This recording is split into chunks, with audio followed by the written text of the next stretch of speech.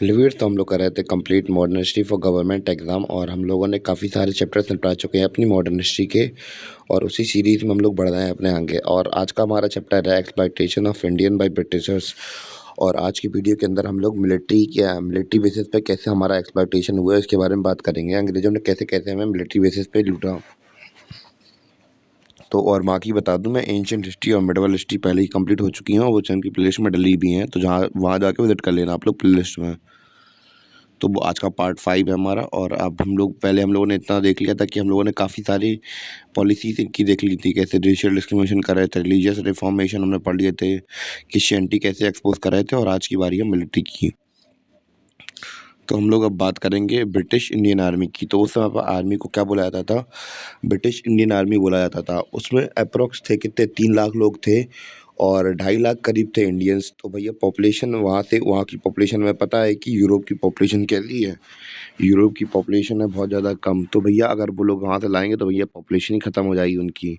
तो भैया वो थोड़े बहुत सिपाही ले आए थे। तो 50,000 कितने सैनिक थे? 50,000 थे अंग्रेज और 2.5 लाख थे कितने इंडियन थे। तो इंडियन की संख्या ज़्यादा थी। तो बहुत से लोग ये सोचते हैं कि भैया इंडियन की संख्या इतनी ज़्यादा थी तो वो लोग अंग्रेज़ों को क्यों नहीं हरा पाए थे? भैया सेना के लोग आपस में लड़ उड़ जाते तो निपटा देते। तो भैया ऐसा नहीं होता है कि हम इंडियंस में कुछ सिद्धांत होते हैं, कुछ रूल्स होते हैं, कुछ एथिक्स होते हैं कि जिसका खाओ उसी की बचाओ, उसकी थाली में छेद नहीं कराओ। तो कुछ सिद्धांत ऐसे भी होते हैं हमारे कि जिसके लिए कुछ कर रहे हैं, जिसका खा रहे हैं, उसकी इज़्ज़त करनी है और उसके लिए जान भी दे देनी है। ये नहीं कि बहुत से हम लोगों ने देखा तो बहुत सारे लोग ये ऐसे भी होते हैं जहाँ जैसा कि वो क्या कर देते हैं, अपने फ़ायदे के लिए दूसरों का फ़ायदा मिटा देते हैं। तो ये सब नहीं करते हम लोग। तो इस वजह से वो लोगों ने कभी हराया नहीं उन्हें।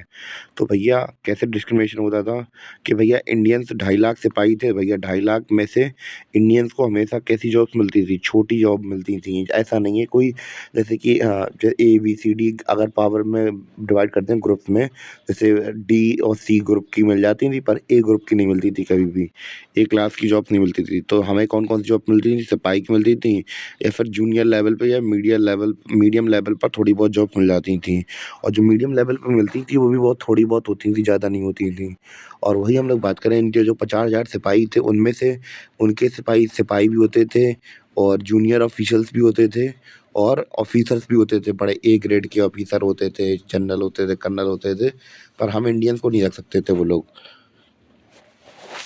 और इन्होंने सोचा कि भैया इन्हें कैसे भी करके इन्हें एक्सप्लॉइट तो करना ही है, पेंशन वगैरह कम देनी है, सैलरी वगैरह कम देनी है। तो भैया ऐसी कम्युनिटी को, लोगों को उठाओ जो कि लड़ने में तेज़ हों और अपना दिमाग ज़्यादा ना चलाएँ और मतलब जो दिल से सोचते हों, दिमाग से नहीं सोचते हों।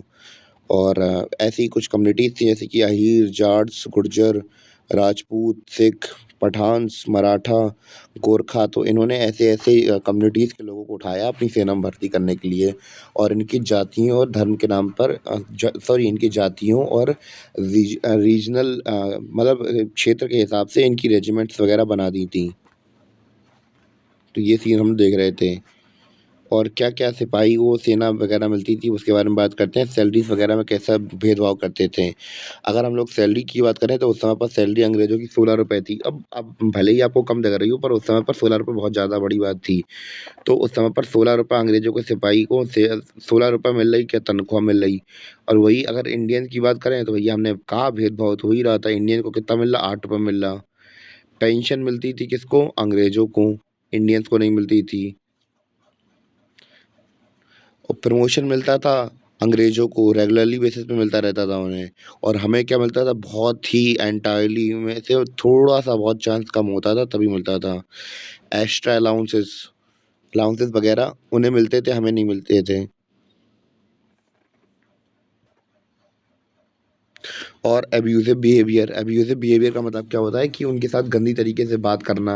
अरे गधे इधर आ तू, मतलब अच्छी तरीके से बात नहीं करना, उल्टी-सीधी बातें करना, गाली देना, ऐसे करके बात करना। तो उनके साथ तो नहीं होता था। हमारे जो भारतीय सैनिक थे, उनके साथ हमें यही देखने को मिलता था। उनकी इज़्ज़त नहीं होती थी उनके मतलब आर्मी के अंदर। फिर भी भैया हमें नौकरी दे रहे हैं तो नौकरी करनी है। तो भैया अपनी जब नौकरी बजानी होती है तो फिर ऐसी बजानी पड़ती है कि सुनना पड़ता है।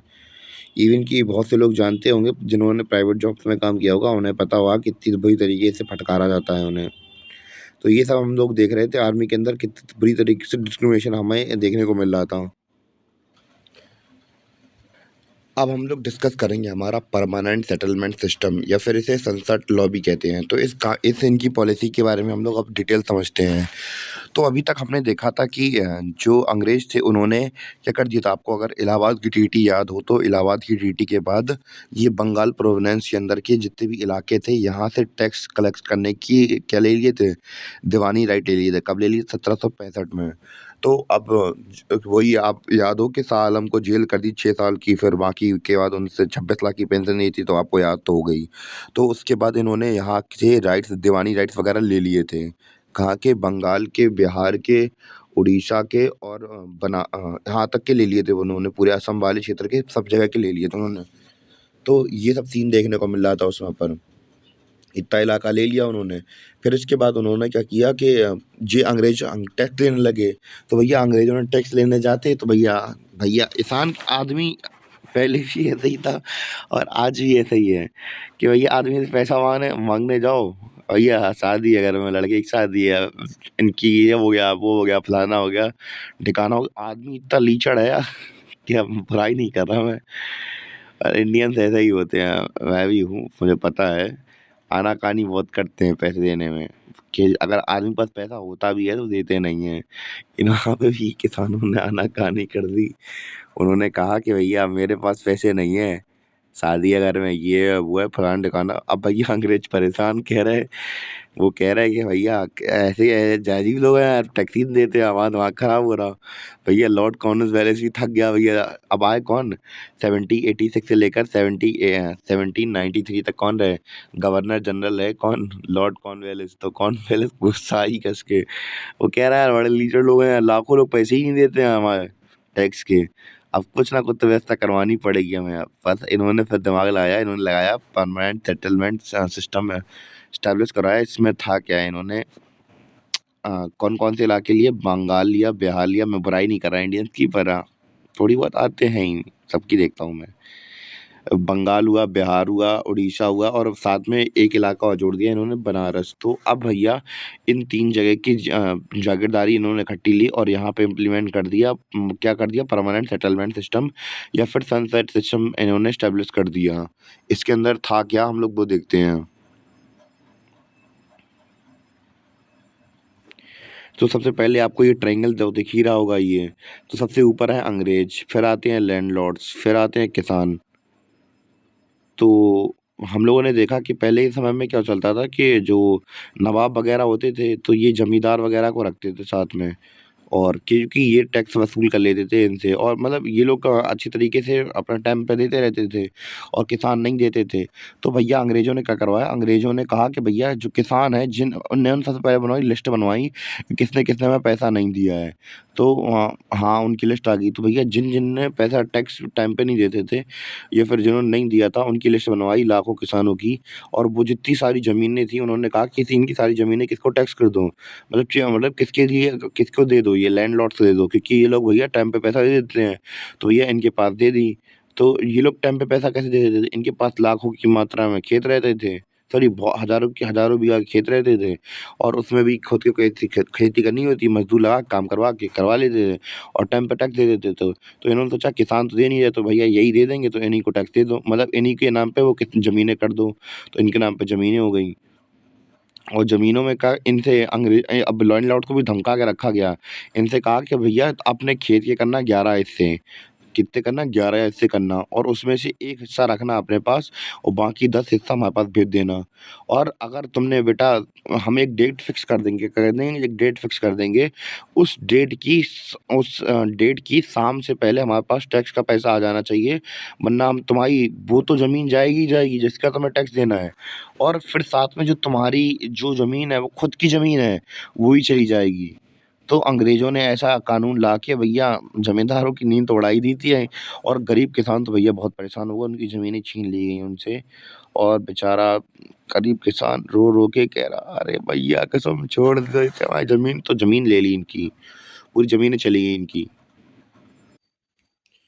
तो अभी तक हमने अपना परमानेंट सेटलमेंट सिस्टम देख लिया था। अब हम लोग बात करेंगे रैयतवाड़ी सिस्टम के बारे में। तो रैयतवाड़ी जो सिस्टम था ये केवल जो मद्रास वाला एरिया था, ये वाला मद्रास प्रेसिडेंसी थी, यहाँ पे अप्लाई किया गया था। और किसने अप्लाई किया था? सर थॉमस मुनरो ने किया था।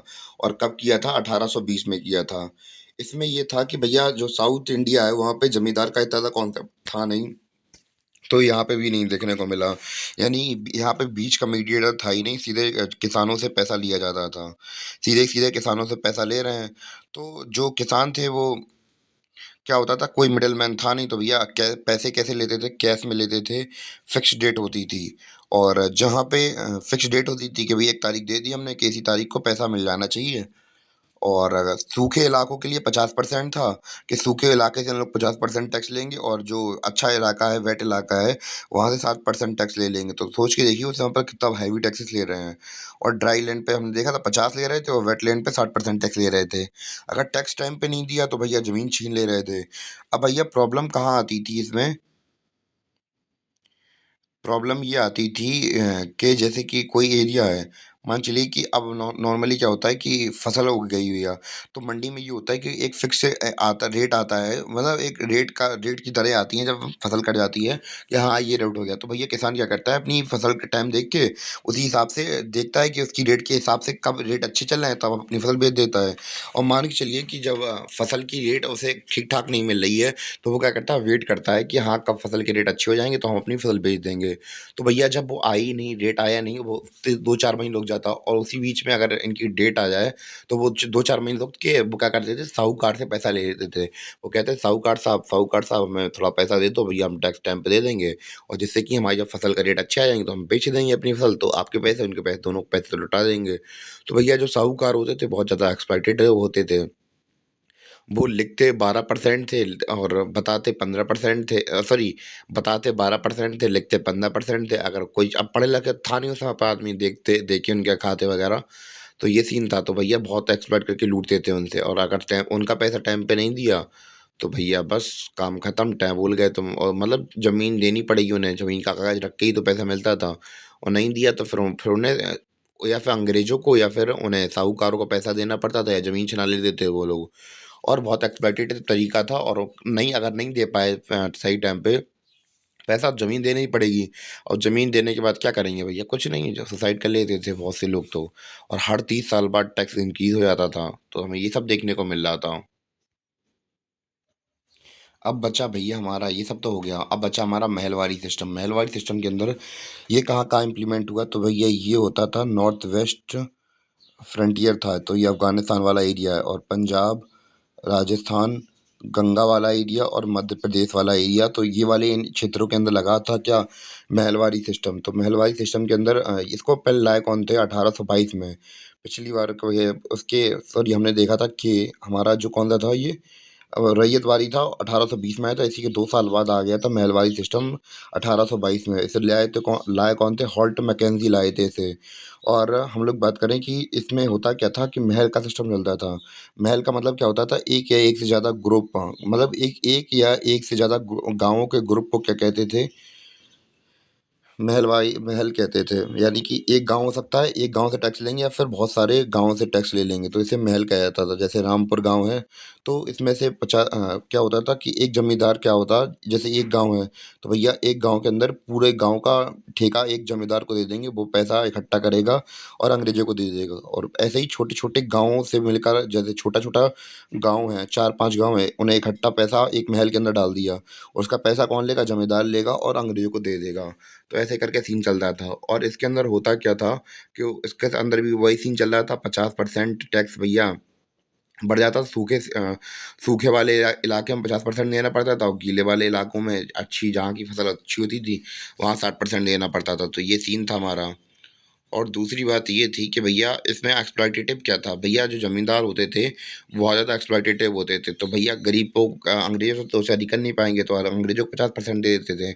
और बल्कि एक्स्ट्रा में जो गरीब किसान होते थे, उनसे एक्स्ट्रा में ले लेते थे। तो ये प्रॉब्लम होती थी। और इस प्रकार हमने अपने तीनों जो सिस्टम्स, मतलब जो पॉलिसीज़ अंग्रेज़ लाए थे, जिससे कि उन्होंने हमें लूटा, तो हम लोगों ने वो सारी की सारी डिस्कस कर ली। और यहीं पे हमारा चैप्टर खत्म होता है। और मिलते हैं फिर अपने अगले लेक्चर में, और तब तक के लिए धन्यवाद।